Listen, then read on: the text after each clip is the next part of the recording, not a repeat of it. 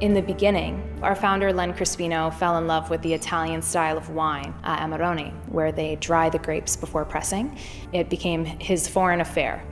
And when they returned to Canada, they thought, why is no one doing this here? Why is no one pursuing this process? So they decided to take a leap of faith, and they planted a 40-acre vineyard here in Vineland. He and Marisa actually planted the vines far enough apart so that they could drive down the vines and play opera to the grapes as they grew.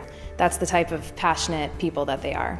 Well, I think what sets us apart and what's exciting about our wines is the appassimento, because it gives us one more tool in the toolbox. You take a Bordeaux blend that could be a Cab Sauv, Cab Franc, Merlot, and then you take those same grapes and you dry them, and then you do a whole second fermentation that is with the dried grapes, and then you blend that back in, and all of a sudden you have all this magic that normally wouldn't have happened. Adding that extra level of complexity by adding some appassimento, a slightly different winemaking.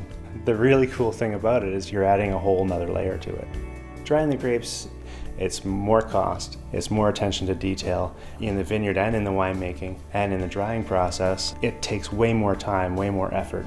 But the end result is a much more rewarding wine experience, especially in the reds. But we're also learning it can be a very elegant way to enhance your whites as well, as long as it's done tastefully.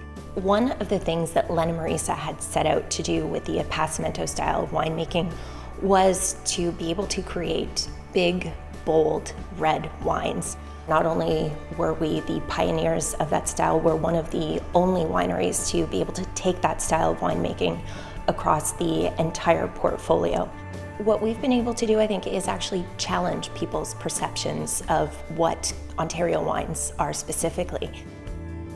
Wow is the most common reaction we get from people. In fact, that was one of Len's party tricks. He used to always say with the Cab Franc, I already know what you're going to say about this wine, and he would write it down on a piece of paper before they would taste it, and he'd turn it over and say, wow. People generally are shocked by the amount of body and the richness that we can get.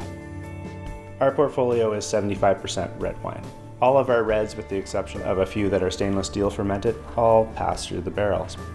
We've had other winemakers come through from much larger wineries, and they look at our barrel cellar and they say, you have more barrels in here than we do. It's incredible to see 500 plus barrels in a winery that's making 12,000 cases. The thing I love about Foreign Affair Winery is when we get a guest come in for the first time and they get to taste the wines. They get to be surprised, and they also get to connect with us about the story. Everything at the winery is really thought through, so when it comes down to the art of our labels, when it comes down to the way that the winery is decorated, it is all about a harmony between our Italian heritage and our Canadian roots, our Canadian pride. And so with our labels, for example, Len and Marisa decided to commission a Canadian artist to create an Italian landscape. They dropped iconic Canadian animals into the front of that landscape. Cut up, it became our label. And Len used to joke that if you buy one of every bottle, you get a free painting.